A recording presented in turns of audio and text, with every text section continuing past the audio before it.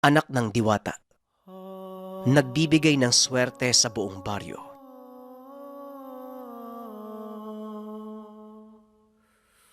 Ang kwentong ito ay hango sa totoong buhay.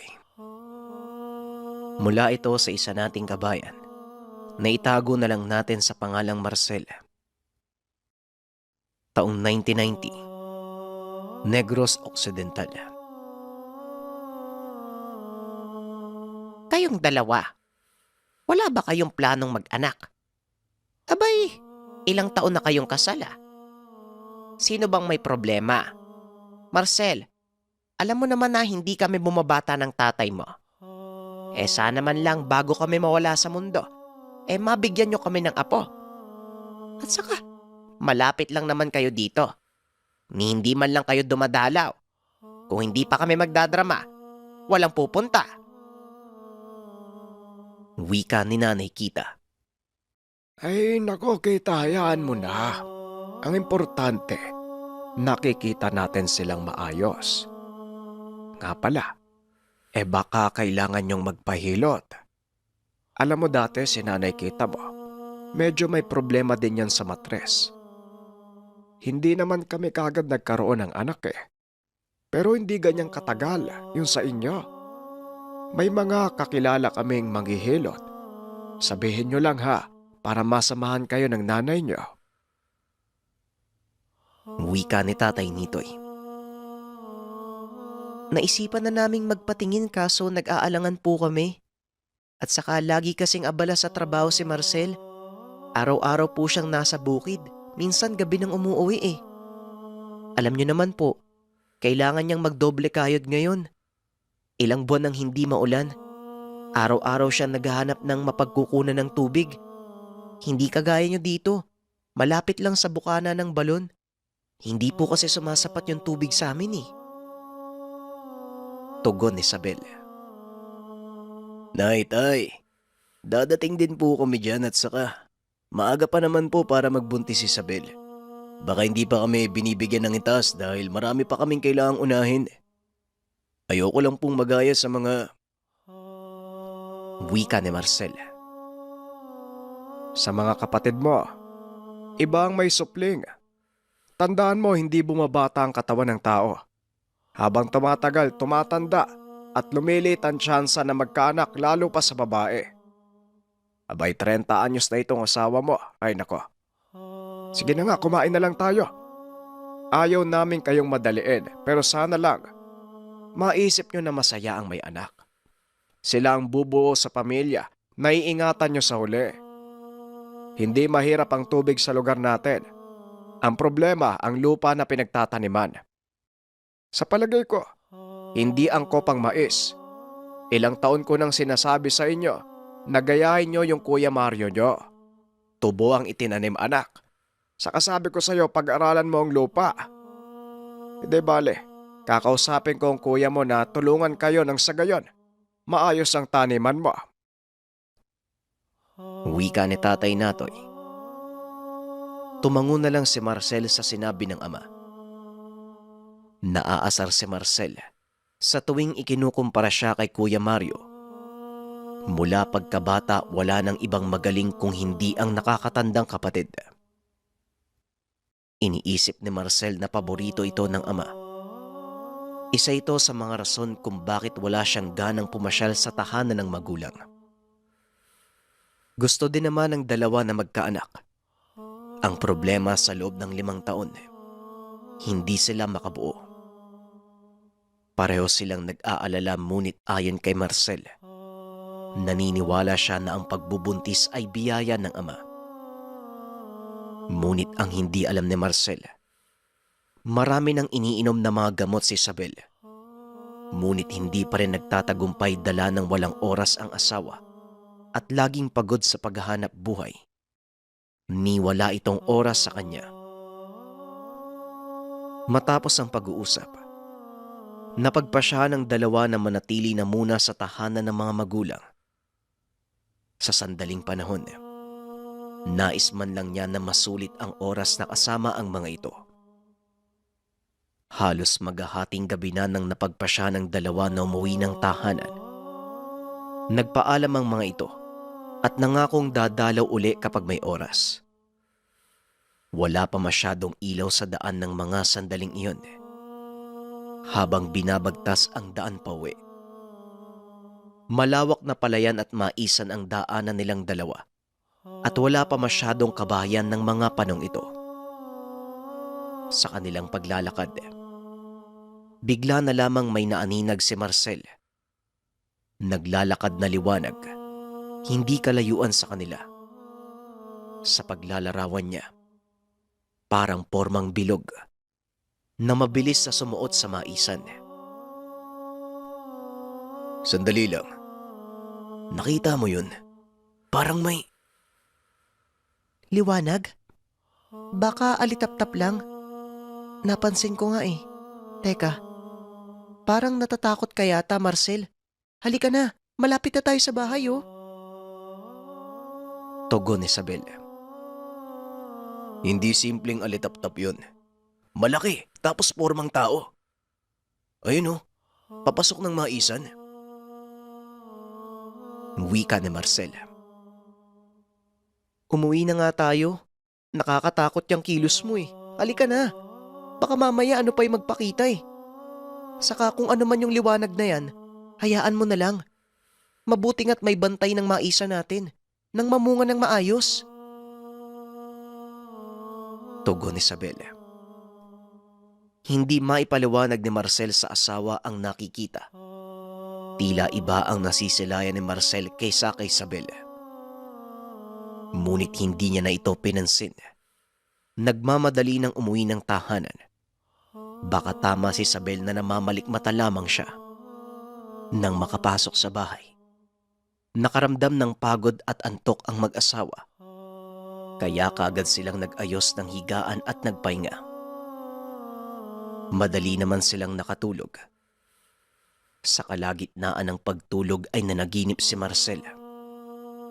Ayon sa kanya, nakita niya na bigla na lang lumiwanag ang paligid na tila umaga. Hanggang sa napabangon si Marcel nang makarinig ng boses na tinatawag ang pangalan niya. Lumabas si Marcel ng tahanan habang hinahanap kung nasaan ang pinanggagalingan ng boses. Wala sa sariling pumasok sa taniman ng mga mais. Sa ilang minutong paglalakad, nakarating siya sa gitna ng taniman. Naalimpungatan si Marcel nang tumambad sa harapan niya ang isang nilalang. Sa paglalarawan niya, nababalot ito ng liwanag. Paulit-ulit pang iniling ni Marcel ang ulo sa pag-aakalang nananaginip pa rin ito. Hanggang sa lumuhod siya, dumampot ng lupa upang masiguradong hindi pa siya namamatay. Teka, may lupa pa naman ah. Wala pa ako sa langit. Ikaw, anghel ka ba? Kung sino ka man, pakiusap, wala naman akong ginagawang masama eh. Wag mo sana akong takutin ng ganito. Wika ni Marcel. Nakakatuwa ka. Alam kong wala kang masamang ginagawa. Namumukod tangi ka. May pagmamahal sa kalikasan. Nakita ko ang ginagawa mo. Kaya nandito ako para gantimpalaan ka. Tanggapin mo ang munting regalo sa iyo at sa asawa mo. Naway sa pagsibol ng punla ay siya rin ang katuparan ng mga panalangin at hiling ng pinakamamahal mong asawa. Susubukin kayo ng panahon at makakaranas ng malawak na taggutom. Manatili kang matatag. Wika ng diwata. Teka, meron akong gampanin. Bakit ako? Nananaginip lang ata ako eh. Hindi kita maintindihan. Tugon ni Marcel. Maya-maya pa, isang malakas na sampalang tumama sa kanya. Kanina pa kita ginigising eh. Nagsasalita ka habang tulog. Wika ni Isabel. Galit na galit ito dahil puno ng putik ang higaan. Meron pang dalang mais si Marcel at nilapag malapit sa hinigaan ng mag-asawa. Palaisipan kay Marcel ang naranasan.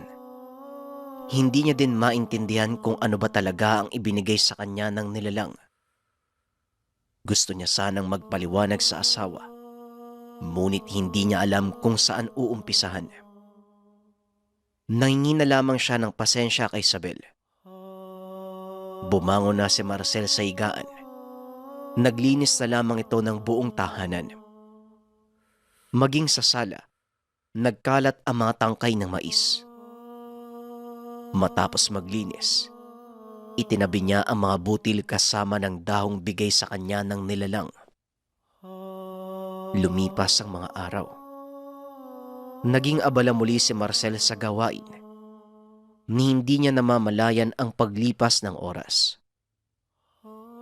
Hanggang sa isang umaga, nagpunta si Kuya Mario sa tahanan.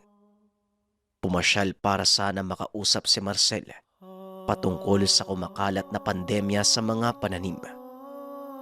Partikular sa maisan. O kuya, napadalaw po kayo. Maaga pong nag-ikot si Marcel sa maisan eh. Hindi po kayo nagpang-abot. Dito na lang po muna kayo. Maya-maya, uuwi na yon bago magtanghalian. Kumusta po kayo? Hindi mo yata dala si Ate Bebeng? Wika ni Isabel. May importante sana akong sasabihin kay Marcel. Hindi ako sigurado kung alam niya na yung balitang kumakalat sa pandemya sa pananim ng mais. Masyado kasing nagmamagaling yung asawa mo eh. Ilang beses ko nang sinabi sa kanya, hindi magandang taniman ng mais ang lugar. Nandito lang ako para sa problema. Nakiusap ang tatay na kausapin ko siya. Baka sakaling matauhan. Wika ni Kuya Mario. Kuya, kayo na lang po ang mag-usap. Mahihintay niyo po ba siya? Kung hindi, bumalik na lang po kayo. May gagawin din po kasi ako eh. Wika ni Isabel. Hindi na tumagon pa si Mario at kaagad nang tumalikod. Nakaramdam naman ng takot si Isabel dahil sa nakitang reaksyon ni Kuya Mario. Alam niyang dati pa, hindi na magkasundo ang magkapatid sa mga bagay-bagay. Ngunit mas malala ngayon. Napabuntong hininga si Isabel habang umiiling. Hindi niya mawari kung paano sasabihin sa asawa. Ayaw niya namang mas lumala pa ang alitan sa pagitan ng magkapatid sa oras na sinabi niya ang ginawa nito. Nanalangin na lamang si Isabel na mailatag ng matiwasay kung ano ba ang sinabi ng kapatid.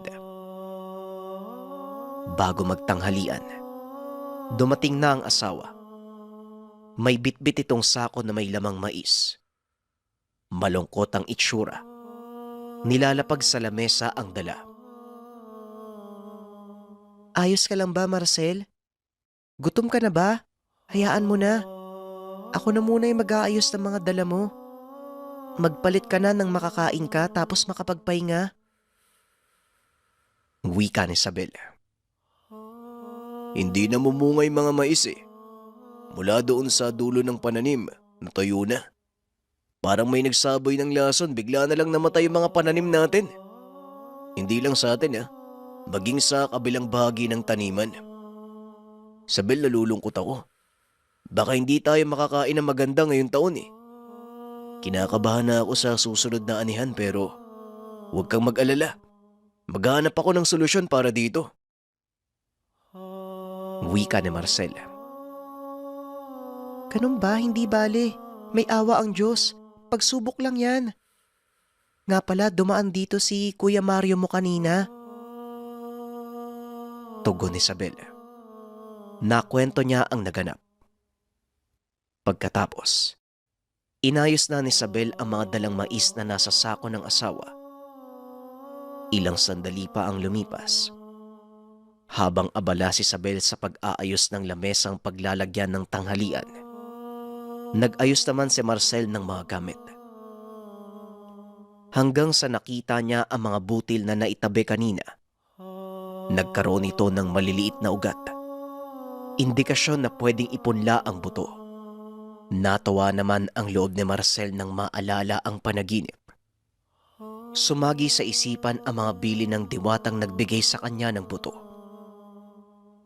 Inisip niya ng maigi kung saan ito pwedeng itanim. Natatakot man na baka hindi sumibol, ngunit tila may bumubulong sa kanya na ituloy ang gagawin. Matapos ang tanghalian, nagpaalam uli ito sa asawa na mag-iikot sa taniman. Ni hindi nito sinabing magpupunla siya ng mga buto. Ang tanging paalam lang ay aayusin ang lugar. Masakit pa ang sikat ng araw, Marcela. Saka kakatapos lang nating magtanghalian, iikot ka kagad? Pwede ba akong sumama? Para naman makatulong ako sa'yo kahit papano. Wala naman na akong gagawin eh. Wika ni Isabel. Ikaw na din ang nagsabi na mainit, di ba? At saka, sandali lang naman ako eh. Hindi ako magtatagal. Walang tao sa bahay, baka kung sakaling babalik si kuya, wala siya makakausap. Ayos lang ako. Huwag kang mag-alala. Sige na. Baka abutin pa ako ng gabi. Wika ni Marcel. Wala namang nagawa pa si Isabel kung hindi sumang-ayon sa asawa kahit labag sa kalooban. Sinunod niya si Marcel. Nakasunod lamang ang mata ni Isabel habang papalayo ang asawa. Ilang sandali pa ang lumipas nang matapos magligpit sa tahanan. Napagpasya ni Isabel na matulog. Tapos na ang lahat ng gawain niya sa tahanan. Hinayaan niyang nakabukas ang pintuan at mga bintana. Kumuha ng unan sa silid at sa sala umidlip. Mabilis naman itong nakatulog dahil masarap ang hangin na galing sa labas ng tahanan. Sa kalagitnaan ng pagtulog, nanaginip si Isabel. Ayon sa kanya, tila humilab ang puson. Hindi niya maintindihan ang pakiramdam pero sa loob niya, alam ni Isabel na merong kakaiba. Maya-maya pa, bigla siyang nagising sa tawag ng pamilyar na boses. Naroon sa labas si Kuya Mario. Ayon kay Isabel, mukha ng demonyo ang tingin niya kay Kuya Mario. Iniling ni Isabel ang ulo at biglang kinabahan. Kagad nang pumasok sa tahanan si Kuya Mario. Nasaan ang asawa mo? Sinabihan mo ba siya na pupunta ako? Kinalimutan mo yata eh. Palibasa wala kang pakialam sa pamilya mo. Hindi ka na nga makabuo ng anak eh. O Isabel, sabihin mo to sa asawa mo ha. Sa ayot sa gusto niya. Tataniman ko ng tubo ang lupang ito ng mapakinabangan. Palibasa, kayo lang ang nakikinabang sa mga ani nyo. Wika ni Kuya Mario. Pagkatapos magsalita sa harapan ni Isabel, bigla na lang itong natigilan na tila may nakita sa loob ng tahanan. Sa sobrang takot, tumakbo ito habang sumisigaw. Alimaw! Alimaw! Tulungan niyo ako! Wika ni Kuya Mario. Nagtaka si Isabel at napabuntong hininga. Sa isip niya, sasabihin niya ang lahat sa asawa pagka-uwi nito. Hanggang sa bigla na lang kumirot ang puso ni Isabel.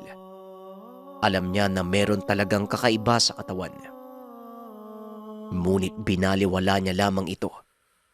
Naiisip na baka bunga lang iyon ng mga sinabi ni Kuya Mario. Lumabas na muna si Isabel upang pakalmahin ang sarili.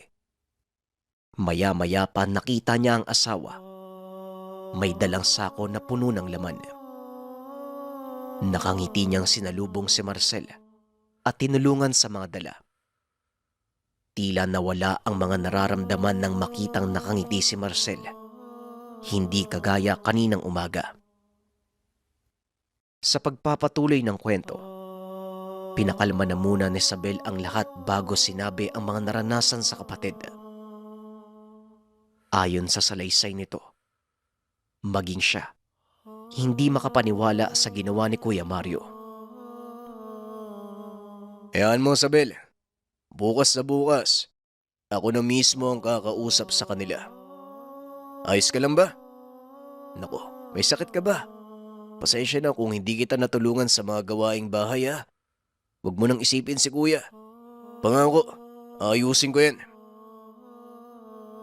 Wika ni Marcel. Ayos lang naman ako pero syempre, hindi ko maiwasang mag-alala. Ganun ba kalala yung alitan yung dalawa? Kung magsalita siya parang gusto niya akong patayin eh. Sana magkaayos kayo. Sige na, Biglang nawalan ng malay si Isabel. Sa taranta ni Marcel, binuhat niya ang asawa papunta sa sentro. May kalayuan ang lugar, ngunit laking pasasalamat niya nang maabutang bukas ang center ng barangay. Kagad pinahiga si Isabel at sinuri. Ayon sa karap, wala namang dapat ipag-alala. Lahat ng nangyayari ay bunga lamang ng pagdadalang tao ni Isabel. Nanlaki mga mata ni Marcel sa narinig. Ang kaninang takot ay napalitan ng pagkasabik at tuwa. Pinagpahinga niya ang asawa at makalipas ang ilang sandali, nagising si Isabel at tinanong kung nasaan sila. O dahan-dahan lang po, baka mapano ka. Binabati kita, misis. Magiging nanay na po kayo. Bibigyan ko lang kayo ng mga bitamina ha. Kailangan nyo lang bumalik dito para sa mga gagawing pagsusuri. O siya, mauna na ako sa inyo ha. Paggabi na. Pasalamat kayo, naabutan nyo pa ako dito. Kung hindi, baka hindi ko na natigdan ng asawa mo.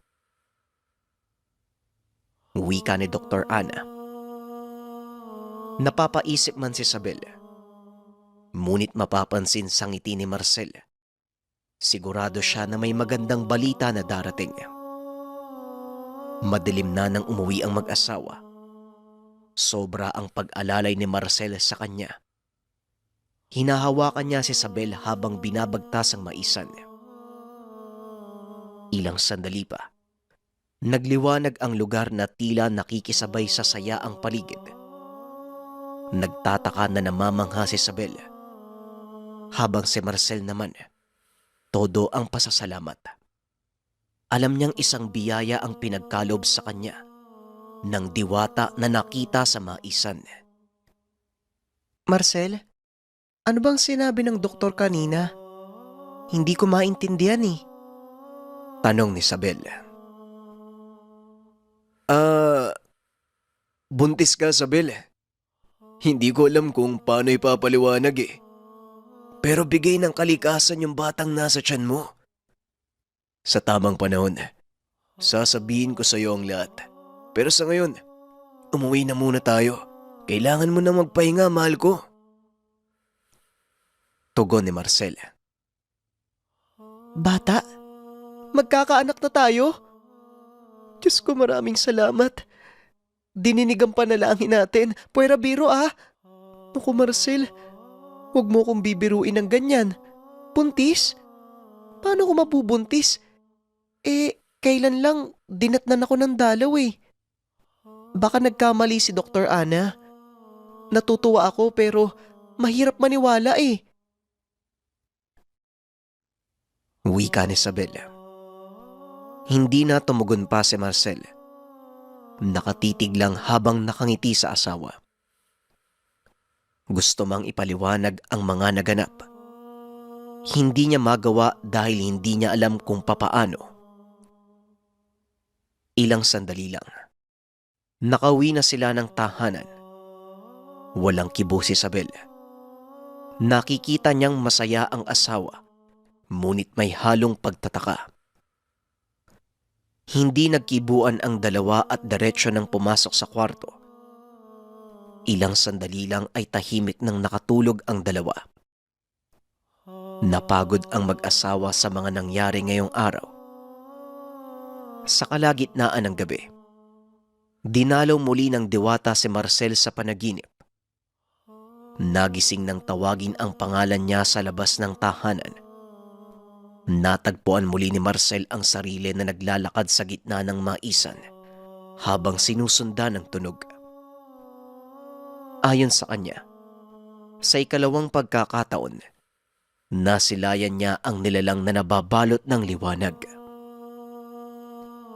Diwata, ikaw ang dahilan kung bakit nagkaroon ng supling ang sinapupunan ng asawa ko, hindi ba?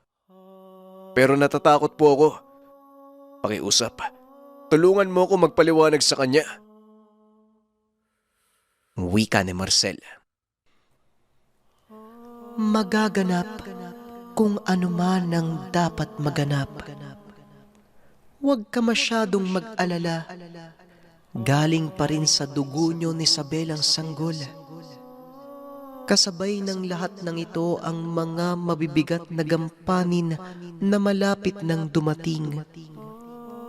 Ang kahilingan ko, imbes na isipin ang pagpapaliwanag sa asawa, isipin mo kung paano papatibayin ang iyong pasya sa hinaharap.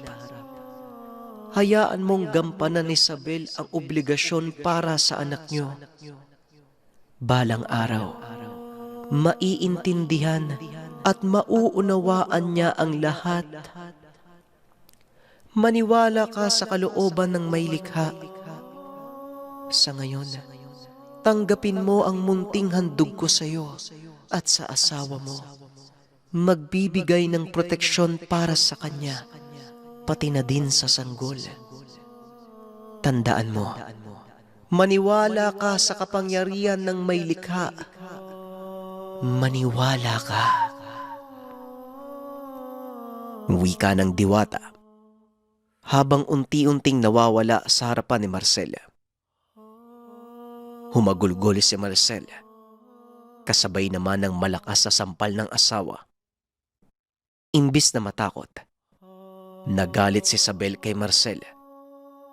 Nagakot muli ito ng putik sa kwarto, maging sa loob ng tahanan. Bumangon si Marcel at humingi ng paumanhin. Naintindihan niya ang kakaibang pakiramdam ng asawa. Mabigat ang loob ni Marcel dahil iniisip pa rin niya kung paano ito ipapaliwanag kay Isabel. Ilang sandali pa, nilinis na ni Marcel ang mga kalat at dumi. Habang si Isabel naman, nasa kusina at nagluto na ng almusal. Nagising ito dahil sa sobrang gutom. Naalala niya na hindi pala sila nakapaghapunan dahil sa mga naganap. Parehas na kasimangot. Hindi pa rin nag-uusap. Samantala, pagkabalik niya sa kwarto, nakita niya ang balabal na bigay ng nilalang na sinabing ipasuot sa asawa. Hawak niya ito nang marinig ang daing ni Isabel sa kusina. Nagmamadali niya itong pinuntahan at naabutan habang hawak ang tiyan. May bumubulong kay Marcel sa dapat gawin. Gamit ang balabal, inilagay niya ito sa likod ng asawa habang inaakay paupo. Huwag ka munang kumilos, Isabel. Hindi maganda sa'yo na mabigat ang kalooban. Patawarin mo ko kung hindi ko na ipaliwanag ang lahat sa ngayon. Pakiusap, maniwala ka na magiging maayos ang anak natin. Wika ni Marcel. Gustuin ko mang kumalma, Marcel, pero hindi ko magawa. Patawarin mo ko kung bakit ganito. Hindi ko talaga alam yung nangyayari. Nga pala, bago ko makalimutan, pumunta si Kuya Mario kahapon. Puntahan mo na lang kaya para makapag-usap na kayo ng maayos. Galit na galit talaga sa'yo eh. Sumisigaw pa ng halimaw sa bahay.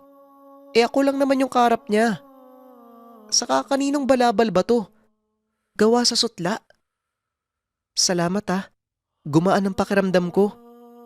Baka kailangan ko lang talagang masabi yung saloobin ko eh.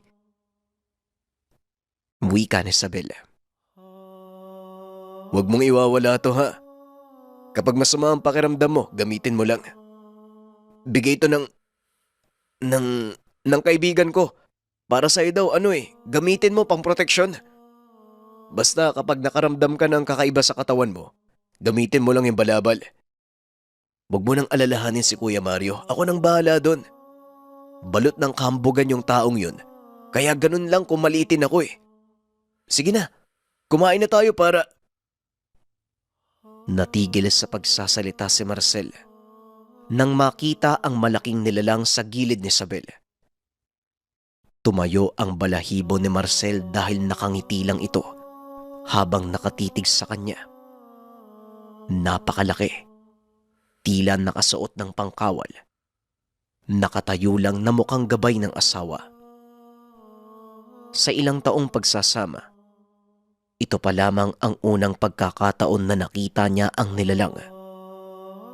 Pinakalma niya ang sarili, lalo pat kapag naramdaman ni Isabel na natatakot siya sa asawa. Ganon din ang mangyayari dito. Ayos ka lang ba? Anong problema? Parang nakakita ka ng kung ano Wika ni Isabel. Tumingin pa ito sa paligid para malaman kung ano ang tinititigan ng asawa. Ngunit nanahimik na lang si Marcel habang nilalagyan ng kanin ang plato. Kumain ng tahimik ang mag-asawa.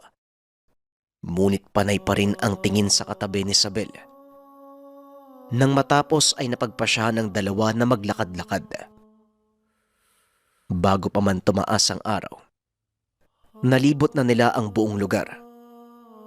Nanlulumo si Marcel habang nakikita na unti-unting nagpapalit ng kulay ang mga dahon sa karatig pananim. Ang dating mga kulay berde, naging dilaw, indikasyon na meron ng sakit. Sa paglilibot, namataan nila ang mga taong papalapit sa kinaroroonan nila. Huminto na lang ang dalawa upang antayin ang mga ito. Ramdam nilang sila ang lalapitan, kaya pinili nila na manatili na lamang sa kinakatayuan. Magandang umaga sa inyong dalawa. Kayo talaga ang sadya namin sa lugar. Kailangan namin kayong makausap. Marcel, kinausap kami ng kapatid mo. Ikaw ang sinisisi niya kung bakit nasira ang mga palayan na nakapalibot sa maisan niyo. Ang sabi, napeste ang mga pananim niyo at nadamay ang sa amin. Wika ni Mang Pepe. Sandali lang po, parang hindi naman totoo yan. Ang pagkasira ng mga pananim niyo, bunga ng papalit-palit na panahon. Ilang taon na ako nagtatanim ng mais At saka, ilang taon na din tayo magkakalapit ng bahay Hindi ko alam kung paano kayo kinausap ng kapatid ko. Pero wag niyo sana akong sisihin. Mang Pepe, kaisa niyo ako. Alamin natin ang solusyon sa problema. Tugon ni Marcel. Unti-unti nang nasisira ang mga pananim namin. Marcel, nag-aalala kami. Natatakot kami sa epekto nito sa pamilya namin. Kung may alam kang makakatulong sa lahat, sabihan mo naman kami. Handa kaming makipagtulungan. Maayos lang yun nagbabadyang sakit sa mga pananim. Wika ni Mang Pepe. Sumang-ayon naman si Marcel sa mga karap. Hahanapan nila ng paraan at solusyon ang problema. Ilang sandali lang. Nagpaalam na ang mga magsasaka. Naiwan ang mag-asawa na mabigat ang pakiramdam. Lalo na si Marcel. Iniisip niya kung bakit ganun na lang siya siraan ng kapatid. Nais niyang malaman kung bakit. Nang hindi na lumala pa kagaya ng paghanap niya ng sagot. Kung paano nagkapeste ang mga pananim. Ilang araw matapos ang tagpong iyon, tuluyan nang namatay ang mga nakapalibot na mga palayan sa lugar. Samantalang agaw pansin naman ang isang bahagi ng maisa ni Marcel na may kakaibang buhay. Mabilis tumubo ang punlang binhi na galing sa diwata. Natatangi ang parting iyon na hindi man lang nadapuan ng peste.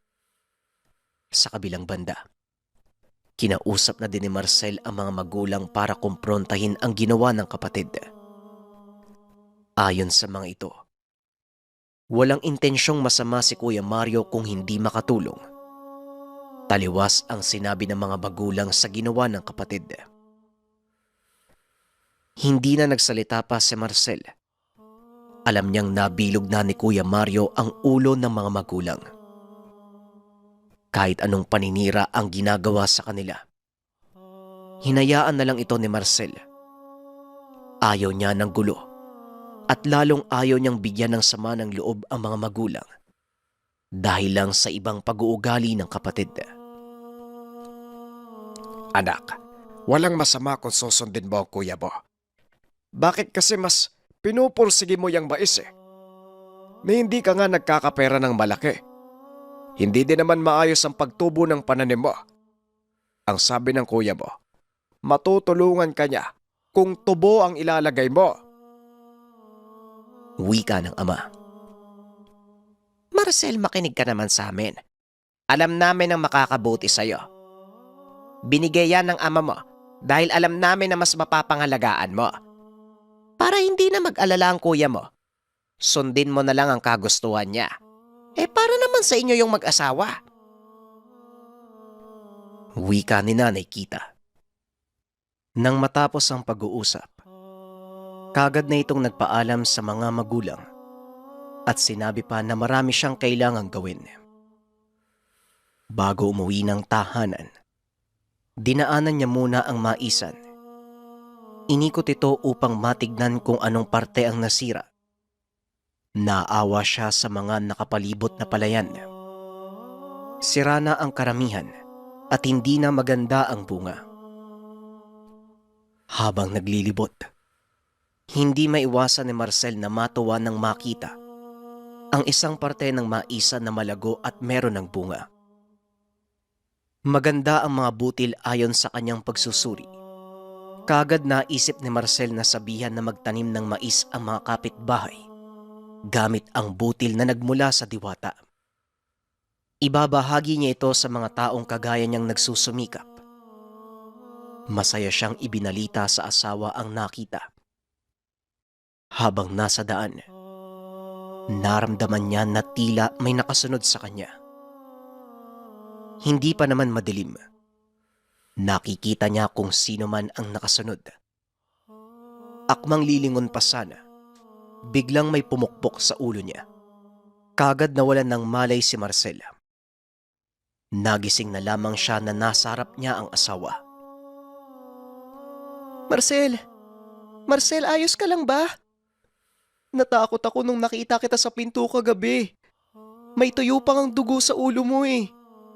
Pero wala ka namang sugat. Ano bang nangyari? Ano bang nangyari sa'yo? Tanong ni Isabel. Ano? Teka. Ang huling naaalala ko, pauwi na ako eh. Biglang may pumalo sa ulo ko. Pagkatapos nun wala na akong maalala. Akala ko nga patay na ako eh. Paano ko nakarating dito?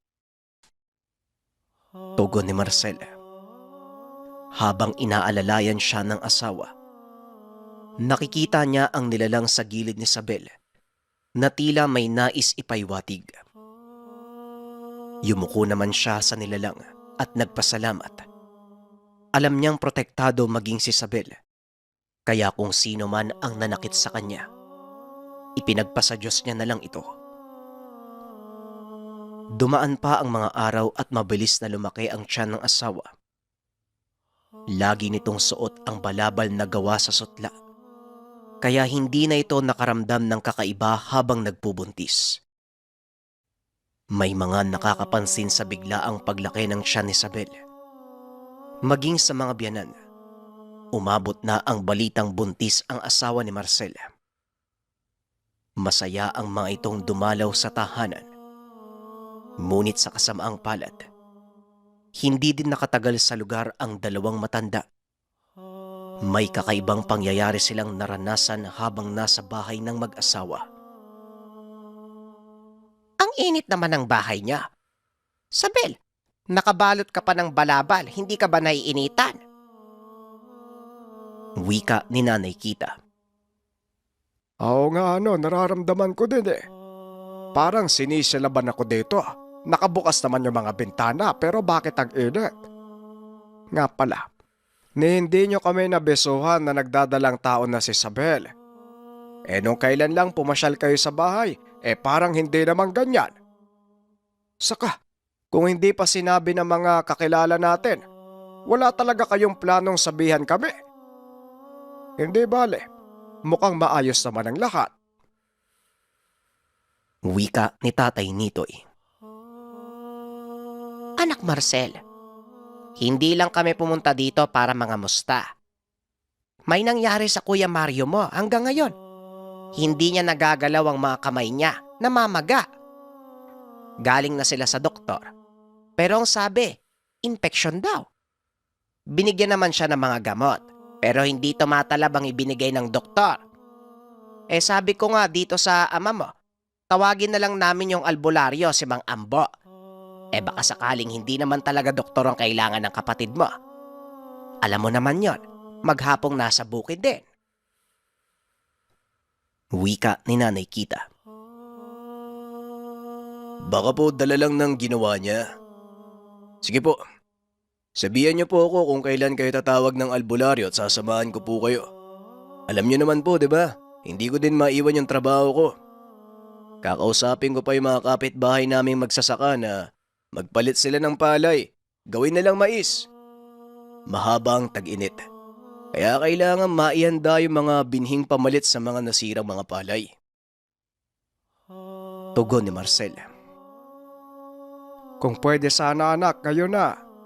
Hindi na natin maaaring ipagpabukas. Baka mapano ang kapatid mo. Maaga pa naman eh. Samahan mo ang nanay mo ngayon at akong susundo kay Mang Ambo. Wika ni Tatay Nitoy. Napatingin si Marcel sa asawa na tila humiingi ng permiso. Tumango naman si Isabel. Nginitian ng asawa. Indikasyon ng pagsang-ayon. Ilang sandali pa. Kasama ng ina ay pinunta nila sa kabilang sityo ang tahanan ng kapatid. Samantalang ang ama ay sinundo ang manggagamot. Naabutan nilang nakaupo si Kuya Mario sa bukana ng bahay. Mapapansin ang nagsisilakihan nitong mga kamay kahit malayo. Sinalubong naman ng asawa ni Kuya Mario ang mga panauhin. Nanlaki mga mata ng kapatid nang makitang kasama ng ina si Marcel.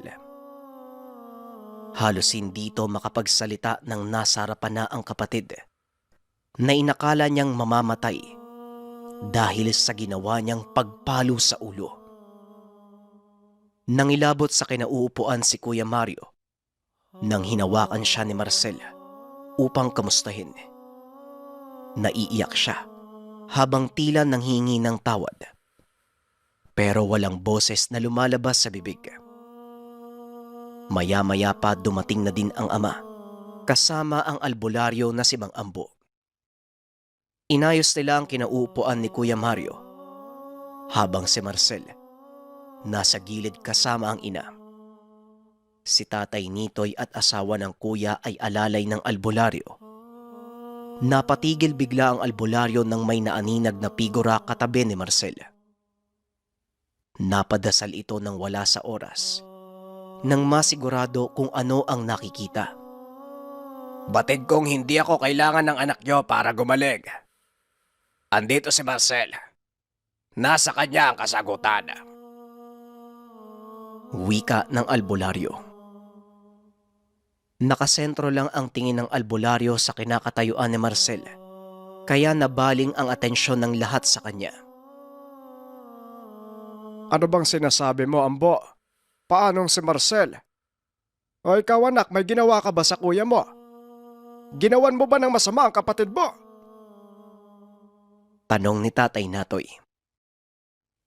Ha? Ano naman yung gagawin ko sa kanya? Kung nakakapagsalita lang yan si kuya, siya mismo magsasabi kung ano nga ang ginawa niya. Hindi ko nasasabihin dahil ayoko magbago ang tingin niya sa kanya. Diyos na ang humatol sa ginawa niya. Tugon ni Marcel. Marcel, sasabihin ko na ng diretsyo ang lahat. Hindi ako makakagamot sa kapatid mo kung hindi yang mga kasama mo. Sila ang may gawa ng lahat ng ito. Mapalad ang kagaya mo, Marcel.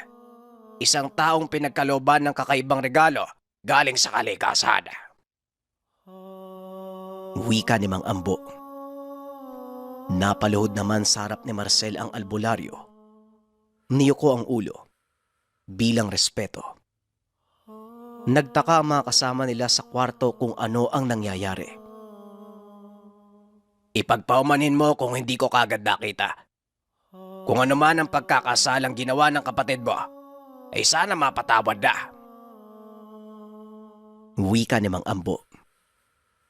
Pinatayo niya ang albularyo hanggang sa may nagbulong muli sa kanya ng gagawin. Sinasabing hawakan niya muli ang kapatid. Nilapitan niya ito at hinawakan ng kamay. Nanlaki ang mga mata ni Kuya Mario habang nakatitig sa kapatid, na tila nasa ibang katauhan. Nagsalita din ito sa kakaibang boses. Naway nakuha mo ang aral sa mga ginawa mo. Walang magandang may dudulot ang galit na kinikimkim mo sa kapatid mo. Kamuntikan mo siyang mapatay nang dahil lamang sa inggit. Maaring hindi mo na magamit pa muli ang mga kamay mo. Permanente na itong baldado upang ipaalala at matuto kang rumespeto. Wika ni Marcela.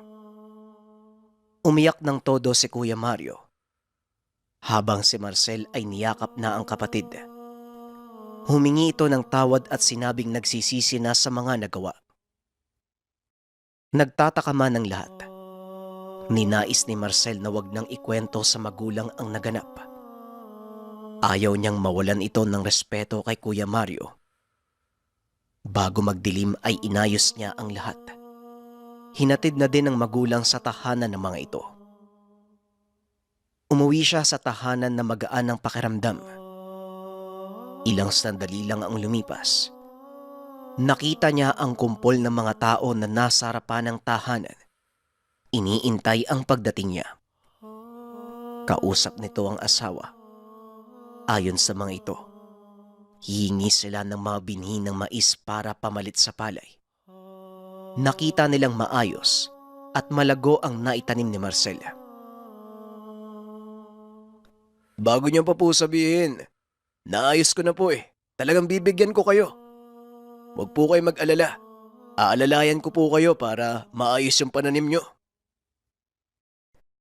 Wika ni Marcela. Nagpasalamat ang mga kapitbahay sa kanya at umuwi na. Ilang oras ang lumipas. Tinupad ni Marcel ang naipangako. Buong lugar ay naging maisan. Lumipas pa ang ilang buwan. Naipanganak ang unang anak nila. Kakaiba ang bata. Maputi ang kulay ng balat. Asul ang mga mata. May buhok na kawangis ng kulay ng hibla na nakabalot sa mais. Dumaan pa ang panahon naging maayos ang pamumuhay ng baryo. Pinaniniwalaan nila na dahil ito sa batang binansagan nila Emma, na anak ng diwata. Sa kasalukuyan, nanatili ang pamilya sa lugar. Subalit si Emma ay madalang nang pinapalabas lalo na sa araw. Meron itong kakaibang kondisyon, kaya lagi nitong suot ang balabal na sutla. Napag-alaman din nila, hindi lang swerte ang dala ng bata sa lugar. Iba't ibang uri ng karamdaman ang kaya niyang pagalingin sa pamamagitan lamang ng paghaplos nito sa katawan kung saan may sakit. Mahirap man ang naging karanasan ng una, ngunit hindi ito naging hadlang upang maging mabuting tao si Marcel. At lahat ng ito ay nasuklian nang minsan siyang bigyan ng butil ng diwata sa maisan. Maraming salamat sa pakikinig ng ating kwento, mga kabayan. Klaro yung gustong ipaiwatig ng ating istorya na Kung ano man ang ginagawa sa'yo ng ibang tao, hayaan mo lang. Maging mabuting tao ka at magdasal. Darating ang panahon, maniwala lang tayo sa karma. Hindi na natin kailangang gumante. Kalikasan na mismo ang magpapasya kung ano ang mangyayari sa kanila. Muli maraming salamat. Paalam.